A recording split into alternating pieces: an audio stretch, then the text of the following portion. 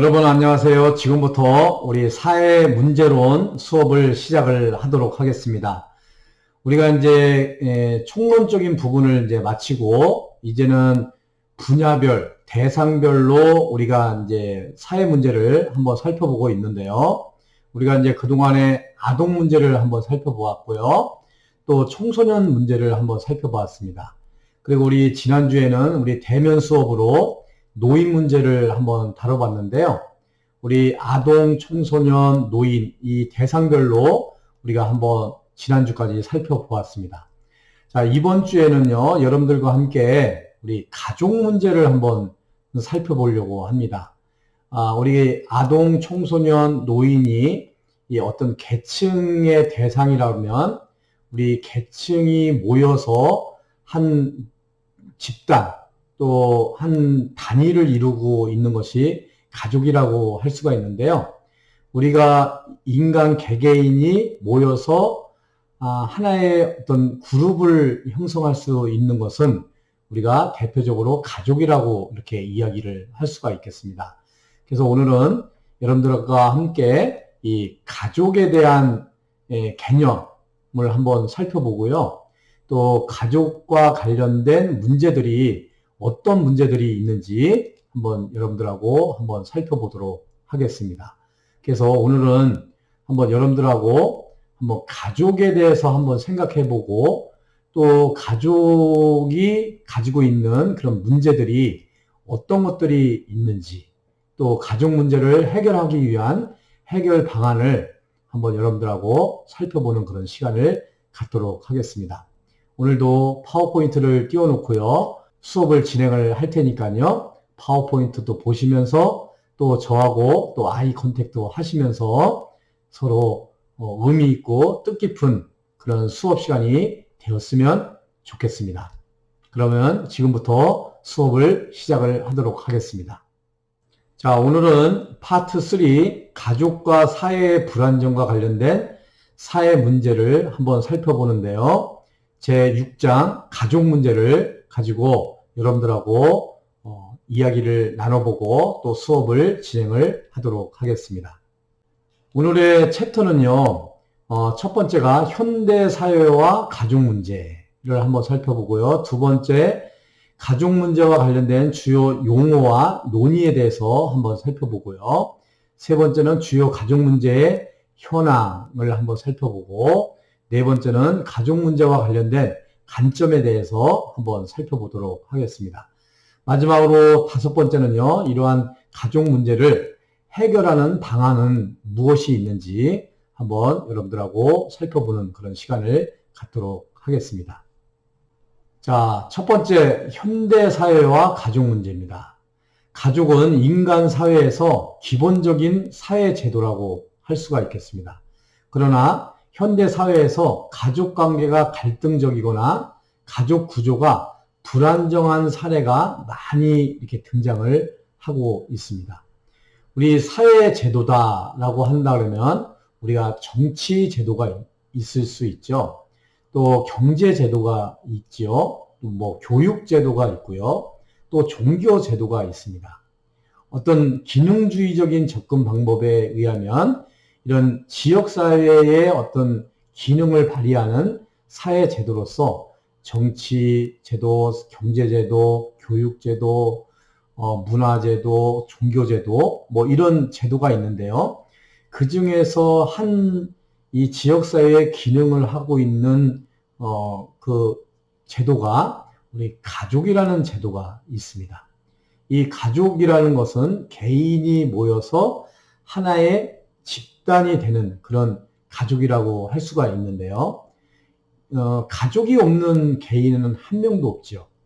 또 이 가족을 통해서 우리가 행복감을 느끼고 또 행복한 삶을 살아갈 수 있는 어떤 보금자리 역할을 하는 그 사회제도 중에서 가장 중요한 가족제도이고 그 속에 우리가 가족이라는 그런 테두리 안에서 살아가게 되죠. 그런데 우리가 이 가족이 참 우리에게 평안함을 주고 또 안정감을 주고 또 행복감을 줘야 될 그런 가족이지만 이 가족이 제 기능을 담당하지 못하고 오히려 이 가족이 불편한 그런 가족이 되는 경우도 있고요. 또 가족 구성으로 인해서 고통을 받는 경우도 있고 또 힘들어하는 그런 경우들이 있지요. 그래서 오늘은 이런 가족을 한번 우리가 살펴보고 가족에서 발생되는 그 가족 문제를 한번 살펴보는 시간을 갖도록 하겠습니다. 우리 가족복지와 관련된 주요 사회 문제 예로서 뭐 여러 가지가 있겠지만 오늘은 가족에서 빈번히 발생될 수 있는 가정폭력의 문제를 한번 여러분들하고 한번 살펴보고요. 또 이혼이라는 그런 가족 문제를 한번 살펴보고 또 다양한 가족의 형태에 대해서 한번 다양한 가족 형태로 인해서 발생되는 이 문제, 사회 문제를, 가족 문제를 한번 살펴보는 그런 시간을 갖도록 하겠습니다. 자, 그러면 이제 우리 가족 문제, 우리 가족 폭력 문제, 또 이혼 문제, 또 다양한 그런 가족의 형태에 따른 문제를 한번 살펴보겠는데요. 이 문제를 살펴보기 전에 기본적인 주요 용어와 논의 사안에 대해서 한번 살펴보도록 하겠습니다. 자, 오늘 주제는 가족 문제인데요. 그럼 가족이란 무엇인가 우리가 한번 살펴볼 필요가 있겠죠. 여러분, 우리가 가족이 없는 개인은 한 명도 없지요. 다 가족을 가지고 있습니다. 그러면 이 가족이라는 것은 우리가 어떻게 정의를 하고 있는지 한번 살펴보도록 할게요. 자, 미국의 전국 사회복지사 협회에서는요, 가족이라는 것을 정의하기를 구성원이 서로에 대해서 정해진 의무를 수행하고 대개는 함께 거주하는 집단을 우리가 가족이다라고 미국의 전국 사회복지사 협회에서는 정의를 하고 있습니다. 우리나라에서는요, 건강가정기본법이라는 것이 있어요. 건강한 가정을 이룬다. 그 목적으로 우리가 제정된 법이 건강가정기본법인데요. 이 건강가정기본법에서 가정이라는 것은 혼인, 혈연, 입양으로 이루어진 사회의 기본 단위다라고 이렇게 정의를 하고 있습니다. 그래서 이 가정이 만들어지는 것, 그러니까 가족이 만들어지는 기본의 출발은 혼인이에요. 혼인. 남자와 여자가 만남으로 인해서 부부가 되죠. 이 부부가 되는 부부 가족이 만들어지는 것입니다. 그 부부가 결혼을 해서 이제 남자와 여자가 부부 가족이 이제 만들어지게 되면 그 사이에 자녀를 출산을 하게 되죠. 그것을 혈연 관계다 이렇게 얘기를 합니다. 그러니까 두 사람이 사이에서 낳은 자녀를 우리가 피를 이어받는다. 혈연이라고 그러죠. 그래서 그 사이에 태어난 자녀, 그래서 부부와 엄마, 아빠와 남편과 아내와 자녀, 딸이 될 수도 있고 아들도 될 수도 있고요. 또 쌍둥이가 될 수도 있겠죠. 그래서 부모와 자녀로 이루어진 것을 혈연관계다 이렇게 얘기를 하죠.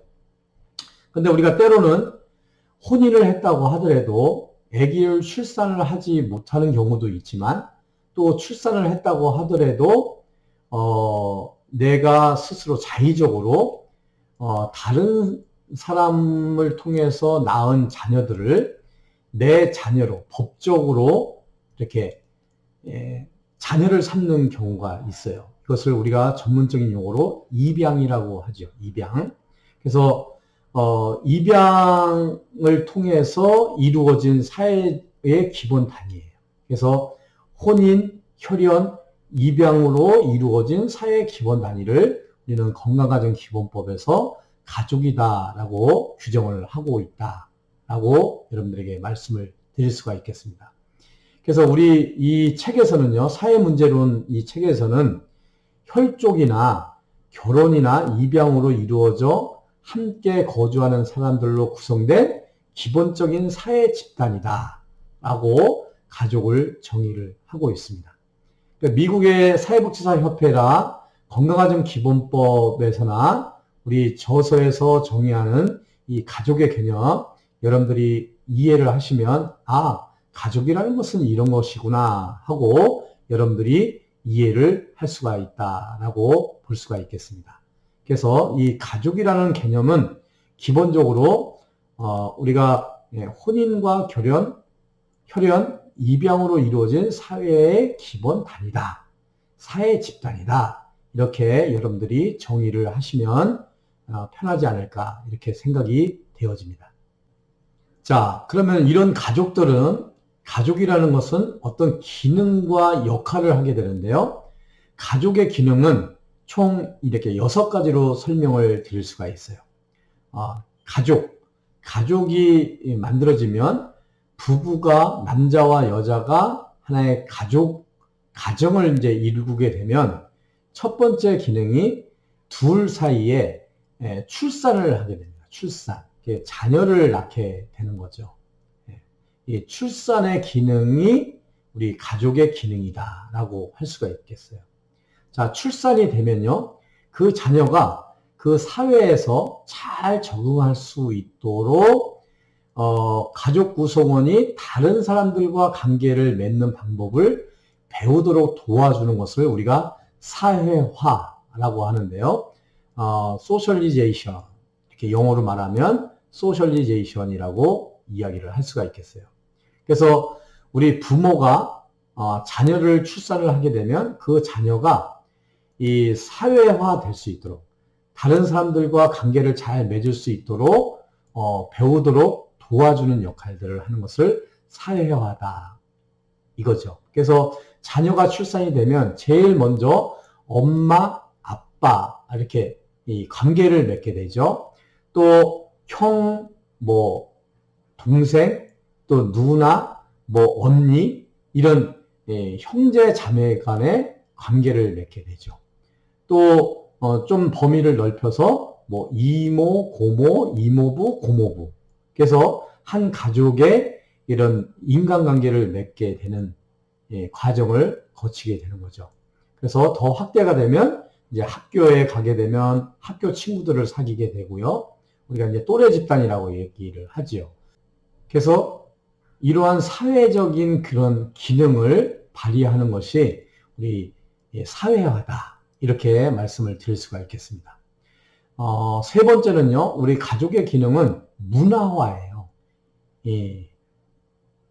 인컬처레이션 이렇게 얘기를 할 수가 있는데 문화화예요. 아동에게 사회의 가치를 가르쳐주는 것.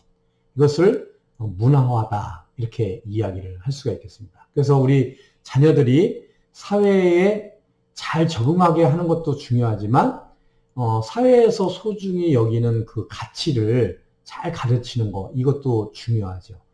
자유라는 가치, 평등이라는 가치, 또 어떤 생명 존중의 가치, 자아 존중감의 가치 이런 가치를 가르쳐 주는 것 이것을 문화화다. 예술, 체육, 문화 이렇게 다양한 것들을 가르치는 것을 문화화다 이렇게 이야기를 하죠. 이 가족이라는 또 기능은 보호라는 기능을 가지고 있어요. 보호. 그러니까 자녀들을 보호해주고 또 남편을 보호해주고 아내를 보호해주는 그 바운다리를 이렇게 형성을 해주는 역할들을 하게 되는 거죠. 이 보호를 하게 되고요.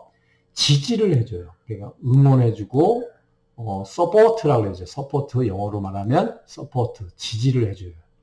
그래서 힘들고 어려운 그런 생활을 하고 또 일을 하고 직장 생활을 하고 학교에서 막 스트레스를 받고 해서 집에 올 때 집에서 우리 가족들은 그들을 위로해주고 편안한 쉼터의 역할을 해줄 수 있도록 해주는 것이 지지라고 할 수가 있겠죠. 자녀들이 어떤 실패를 경험을 했다. 그 실패를 다시 딛고 일어설 수 있도록 부모님들, 형제, 자매들이 지지해 주는 거예요. 서포트 해주는 거. 다시 일어설 수 있도록 지지해 주는 역할, 이런 것들이 가족이라는 그런 제도를 통해서 가족의 기능이라고 할 수가 있겠고요. 또 욕구 충족의 기능이 있어요. 그래서 우리 뭐 엄마는 엄마대로, 아빠는 아빠대로, 또 아내는 아내대로, 남편은 남편대로, 또 자녀들은 자녀들대로 나름대로의 그런 욕구들이 있는데 그런 욕구들이 자연스럽게 이 가족 내에서 이런 것들이 충족이 될 수 있도록 이렇게 지원해주는 그런 기능들을 발휘한다. 이렇게 얘기를 할 수가 있겠습니다. 그래서 우리 가족의 기능은 출산, 사회와 문화와 또 보호, 지지, 또 욕구 충족 이러한 것들을 다양하게 이 가족이라는 그런 공동체를 통해서 이 집단을 통해서 다시 재생산되고 또 활력을 얻고 행복감을 만족할 수 있는 가질 수 있는 그런 이제 기능을 하게 되는 것이 가족이라고 할 수가 있겠어요. 그런데 이런 가족의 기능이 산업사회에 들어서면서 가족이 이와 같은 기능을 하는 정도가 크게 이제 감소되고 있다라는 것이 우리 현대 사회를 살아가는 우리 모두의 이제 문제다라고 할 수가 있겠어요. 그런데 이 가족은 순수한 이런 기능들을 잘 발휘를 하게 되면요, 많은 사람들이 진짜 그야말로 행복감을 느끼면서 살아갈 수가 있는데 이런 기능들이 제대로 이루어지지 않기 때문에 굉장히 불행한 그런 삶을 살아가는 경우들이 많이 발생되고 있는 것이 요즘의 현실이다 이렇게 얘기를 할 수가 있겠습니다. 그러면 우리가 이제 가족의 개념 얘기했고요. 가족의 기능에 대해서 이야기를 했는데 세 번째는 가족의 형태예요. 자, 우리가 가족의 형태를 구분할 때 가장 많이 사용하는 방법이 핵가족과 확대가족으로 구분을 하는데요. 핵가족은 결혼한 부부와 자녀로 구성되어 있는 것을 핵가족이라고 이렇게 얘기를 하고요. 확대가족은 여러 친척과 친지로 구성된 가족을 확대가족이라고 해요.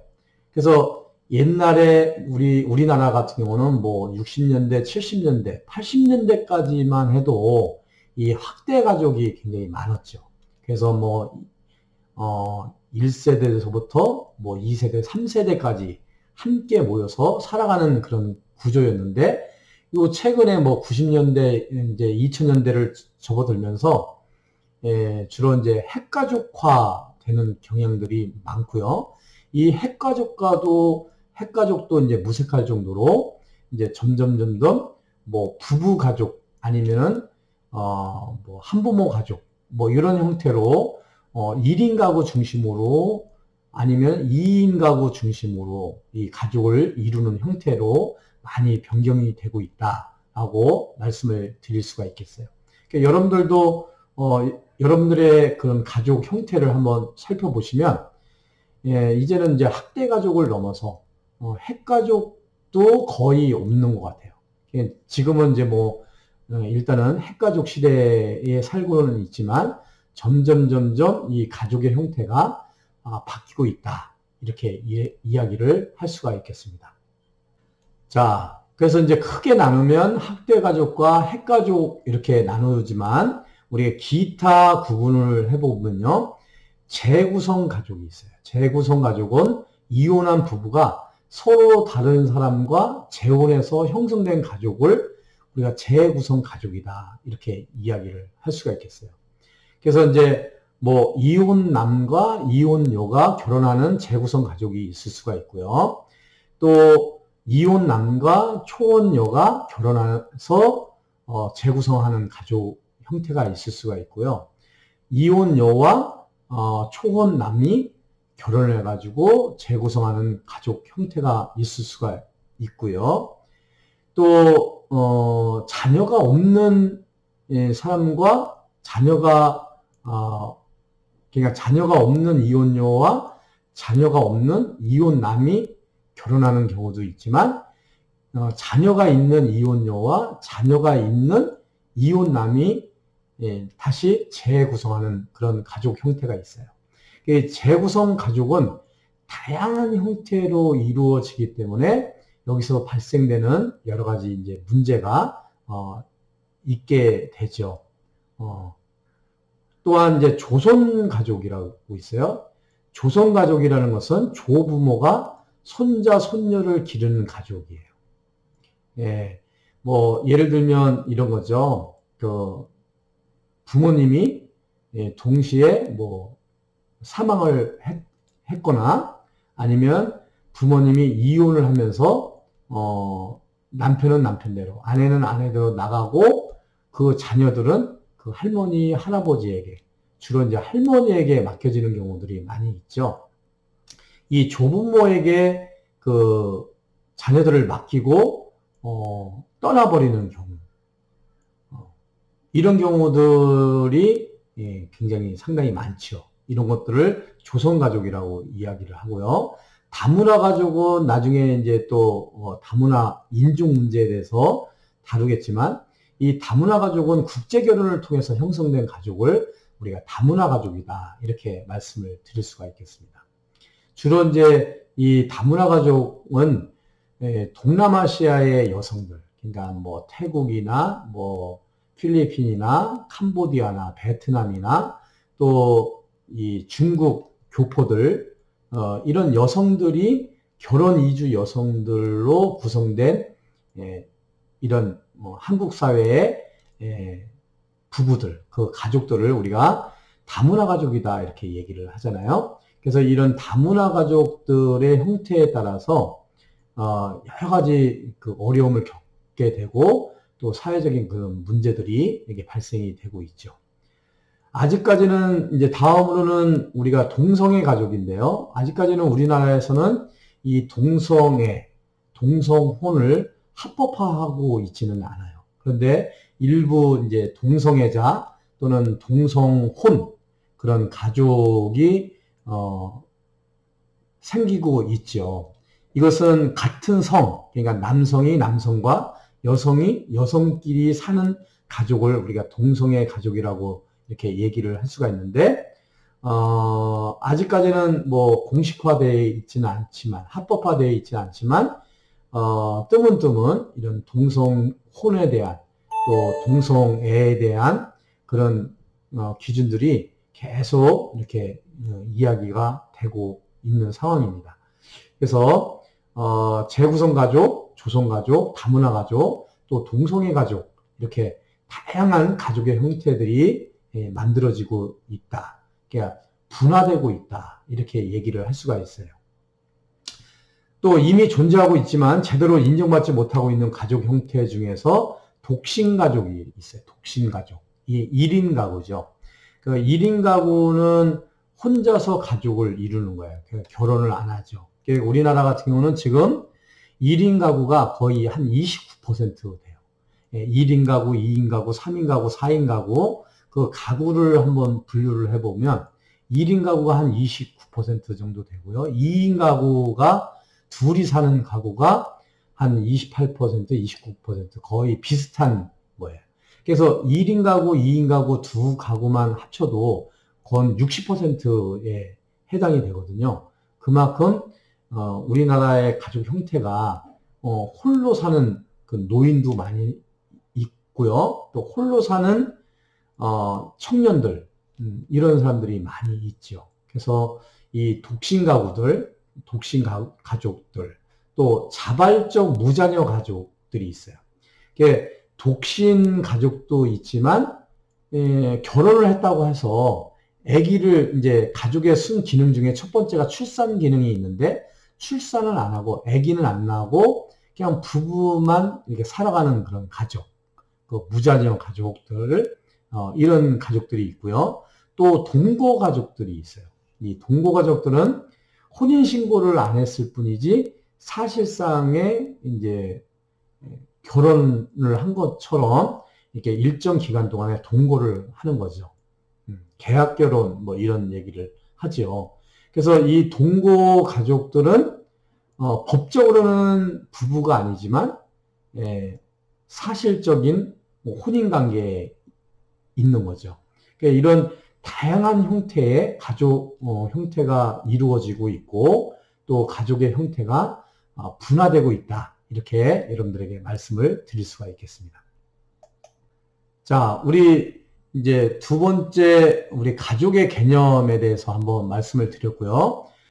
주요 용어와 논의에 대해서 지금 말씀을 좀 나누고 있는데요. 두 번째 우리가 우리 가정폭력과 관련된 용어와 논의를 한번 해보도록 하겠습니다.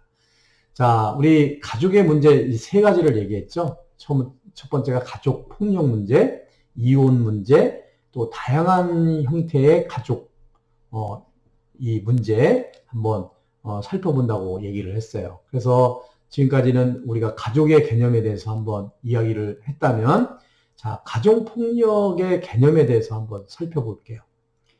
미국의 전국사회복지사협회에서는 가족 구성원들 사이에 생기는 공격적이고 적대적인 행동을 우리가 가정폭력이다 이렇게 이야기를 하고 있습니다. 가족 구성원들 사이에 생기는 공격적이고 적대적인 행동. 근데 우리나라에서 가정폭력 범죄의 처벌 등에 관한 특례법에서는요, 가정 구성원 사이에 신체적이고 정신적 또는 재산상 피해를 수반하는 행위를 우리가 가정폭력이다 이렇게 이야기를 하고 있습니다. 우리 첫 번째 신체적인 피해를 주는 거예요. 신체적으로 구타를 한다든가 뭐 이런 거죠. 또 정신적으로 폭언을 한다든가 뭐 비난을 한다든가 뭐 협박을 한다든가 뭐 이런 것들이 다 가정폭력에 속한다고 할 수가 있겠죠.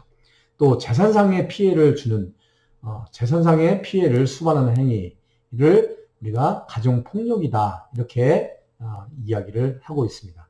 그래서 우리 이 책에서는요, 가정폭력을 가족 구성원들 사이에서 신체적, 정서적, 성적, 물리적 피해와 기타 좋지 않은 상황을 유발하는 행동을 우리가 가정폭력이다라고 정의를 할 수가 있겠습니다. 그래서 이 가정폭력에 대한 정의를 여러분들이 알아두시면 좋겠습니다. 두 번째, 그럼 가정폭력의 형태는 어떤 것이 있는지 한번 살펴보면요. 신체적 학대예요. 신체적으로 학대, 또 성폭력이 있어요. 성적으로 폭력을 가하는 거죠.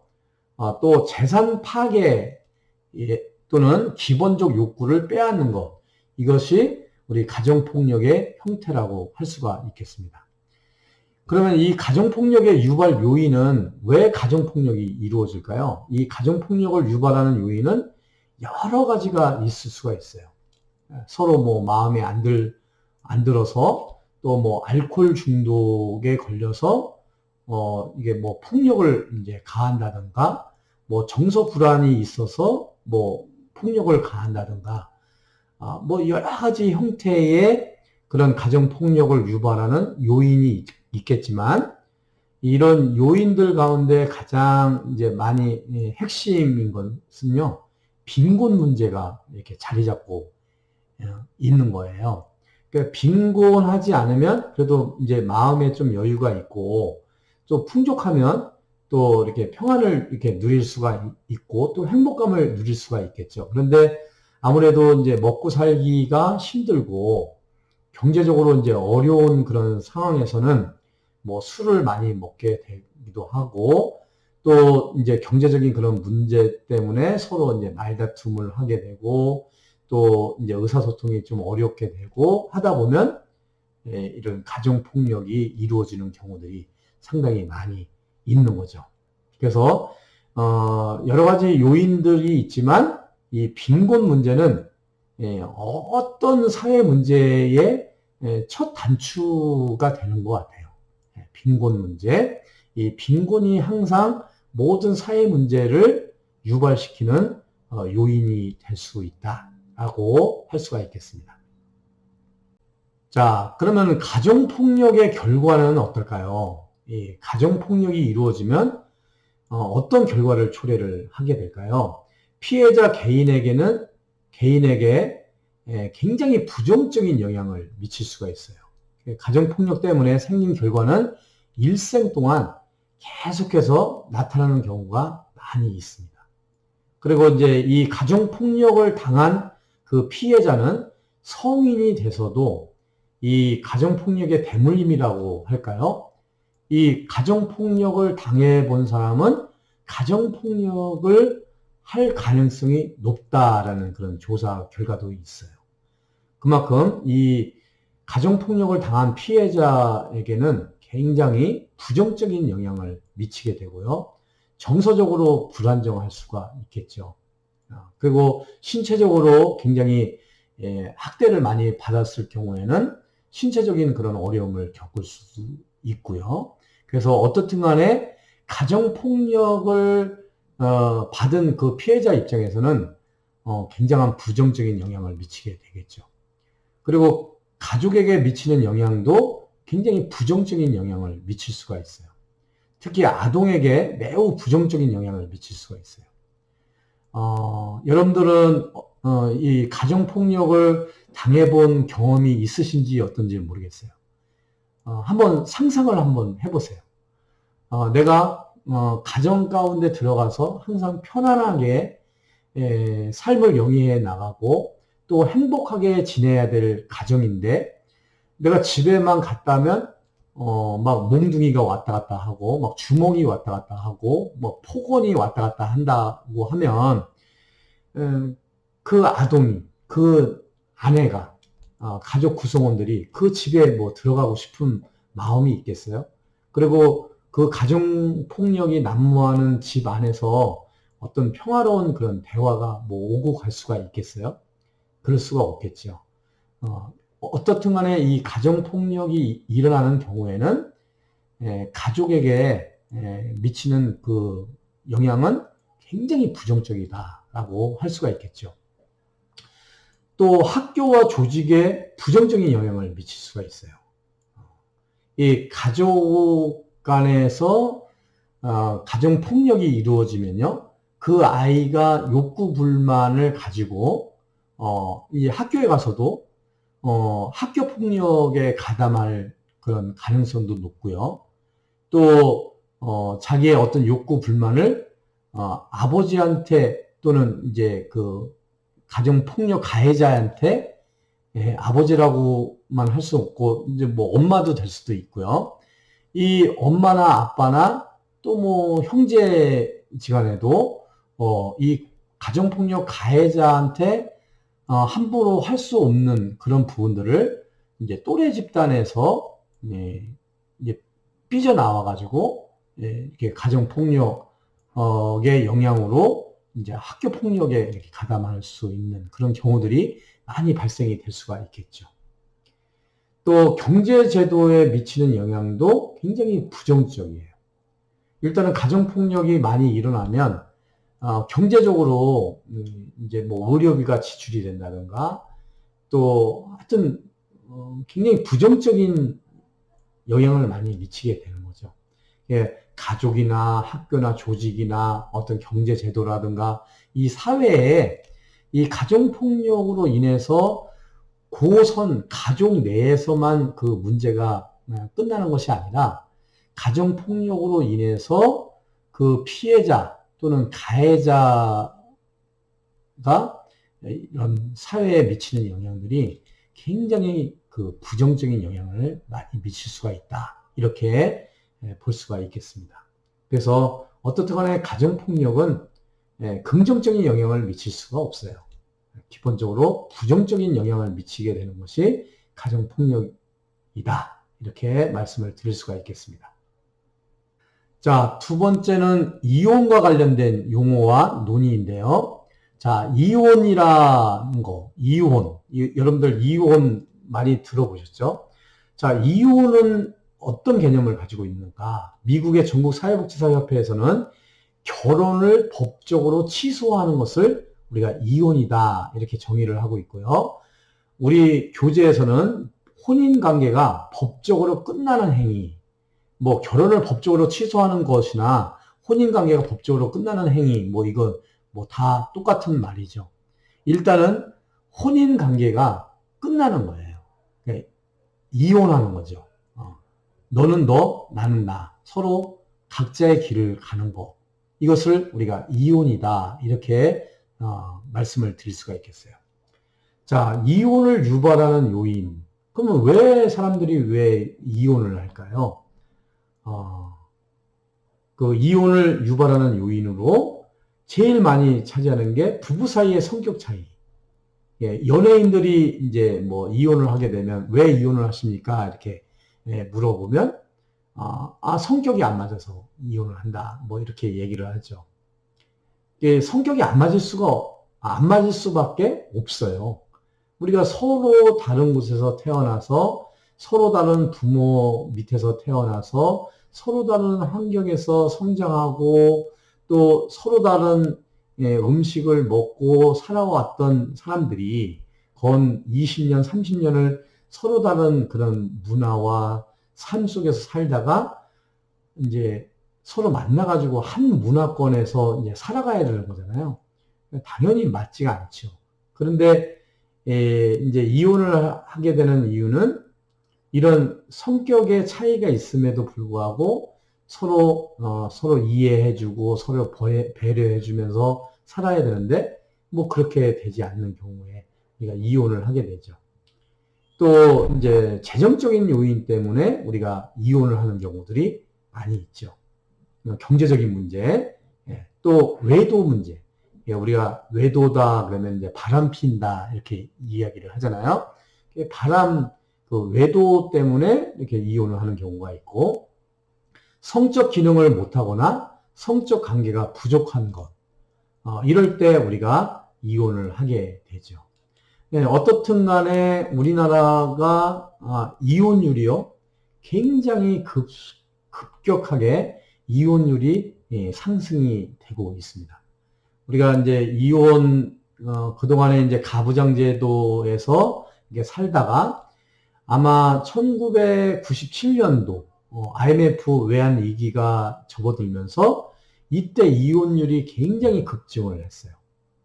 경제적인 어려움, 뭐 이런 부분들 때문에 옛날 우리가 70년대, 80년대까지만 해도 이혼을 한다 이러면은 사람들이 굉장히 부끄러워하고 또 마치 이제 죄를 지은 것처럼 이혼한 사실에 대해서 외부로 이제 알려지는 것을 이렇게 꺼려하고 뭐 이렇게 했는데 요즘은 뭐 거의 한 집걸로 한 집당 뭐 이혼하는 사람들이 그냥 뭐 자연스러운 것처럼. 그래서 이제는 뭐 이혼이 죄를 짓는 것이 아니라 창피한 것이 아니라 하나의 나의 삶의 어떤 권리이고 더 이상 함께 할 수 없을 경우 나의 선택에 의해서 이혼을 하는 경우들이 많이 늘어나고 있죠. 그런데 이제 이혼이 나의 이제 권리고 내 선택에 의해서 결정이 되지만 또 이혼이 우리 가족의 하나의 문제가 되는 것은 본인도 그렇지만 또 그에 따른 이제 자녀의 문제, 또 가족이 하나의 이제 파괴가 되는 거잖아요. 서로 헤어짐으로 인해서 이로 인해서 발생되는 여러 가지 이제 문제들이 생겨나는 거가 되겠죠. 자, 그래서 이제 이혼 증가의 원인을 한번 살펴보면요. 결혼한 후에 자기 배우자에 대해서 크게 기대하기 때문에 이 이혼이 많이 발생이 되는 것 같아요. 내가 상대방에 대해서 기대를 많이 했는데 상대방이 그거에 흡족하지 못하는 경우 이혼을 하게 되고요. 사회적 가치가 변함에 따라서 이혼을 더 인정하는 방향으로 나가기 때문에 이혼 증가의 원인이 되지 않나 이렇게 생각이 돼요. 좀 전에도 말씀을 드렸지만 옛날에는 이혼을 했다 그러면은 또 재혼을 한다 이런 것들을 공공연하게 이렇게 이야기하기가 되게 어려웠어요. 그리고 마치 이혼을 하게 되면 죄를 짓는 것처럼 이렇게 되었던 것이 이제는 이제 뭐 이혼을 하더라도 자연스럽게 이제 받아들여지게 되고 뭐 이혼 잘했어 뭐 이렇게 격려를 해주기도 하고 뭐 이런 분위기가 생기면서 이제 이혼율이 이제 증가가 되는 그런 요인이 되는 것 같아요. 자, 이온의 영향을 한번 살펴보면요. 가족에게 미치는 영향. 이온이 가족에게 미치는 영향은 물질적 영역에서 영향을 미쳐요. 요즘은 이제 대부분 이제 여성들과 남성 이제 맞벌이 부부잖아요. 옛날에는 외벌이 부부라고 그래서 남자는 일을 하고 여자는 전업주부로 이렇게 집안일을 하는 걸 중심으로 했었잖아요. 근데 지금은 이제 남자도 벌고 여자도 벌고 이렇게 맞벌이 부부들이 대부분 맞벌이 부부죠. 근데 서로 힘을 합쳐서 돈을 벌어서 생계를 유지를 하던 것이 이혼을 하게 되면 수입이 반 또는 뭐 3분의 2 이상 줄어버리는 경우도 있고 그래서 혼자서 어떤 경제를 이끌어 가야 되는 입장에서는 물질적인 영향이 굉장히 크게 작용을 할 수가 있고요. 또 심리적 또 신체적 영역에서 영향을 미칠 수가 있어요. 그래서 이런 심리적, 신체적 영역에서 부정적인 그런 영향들을 많이 받을 수가 있겠습니다. 그리고 이제 이 가족에게 미치는 영향보다도 또 더 큰 것은 아동에게 미치는 영향들이 크죠. 이혼은 아동에게 신체적, 정서적, 발달적, 교육적 영역에서 영향을 굉장히 많이 미쳐요. 교수님도 뭐 이렇게 지금까지 쭉 이제 지금 27년째 이렇게 결혼 생활을 이렇게 하고 있는데, 저도 이제 지금까지 이렇게 쭉 지내어 오면서 뭐, 부부 싸움도 이렇게 많이 하기도 하고, 또 뭐, 이혼을 하자, 뭐, 헤어지자, 막 이렇게, 부부 싸움을 하다가 이제 감정이 폭발하고 그러다 보면, 이혼을 여러 번 뭐, 하려고 했었어요. 뭐, 하자! 막 그렇게 얘기를 했었는데, 결국은 우리 자녀들이 이제 지금은 이제 뭐 20살, 23살, 그래서 이제 성인이 됐지만, 중학교, 고등학교 때, 이때 한참 이제 그 사춘기를 겪고, 또 한참 정신적으로, 정서적으로 민감한 그런 때에, 이혼을 하려고 하다 보니까, 우리 두 사람은 헤어지면 괜찮은데, 이 자녀들, 우리 딸들이 앞으로 살아갈 세상이 참 깝깝하더라고요. 그래서 결국은 뭐 이혼을 못하고 여태까지 지금까지 살아오고 있지만 어떻든 간에 이혼을 안 하고 이렇게 행복하게 지금은 두 딸과 함께 우리 네 식구가 행복하게 잘 살고 있거든요. 그런데 하여튼 이혼을 하게 되면 본인도 문제지만 가족이라는 전체에 그런 악영향이 있지만 이 자녀들한테 아주 엄청난 그런 심리적인 타격을 주게 되고 그 자녀들의 일생에 엄청난 악영향을 미치는 것이 이 이혼이라고 할 수가 있겠어요. 자, 여러분 여기까지 하시고요. 잠깐 여러분들 좀 휴식 시간도 좀 가지시고 또 화장실 다녀오실 분들은 다녀오시고 해서 잠깐 휴식을 한 다음에 자, 이어서 수업을 진행을 하도록 하겠습니다. 잠깐 쉬세요. 예, 감사합니다.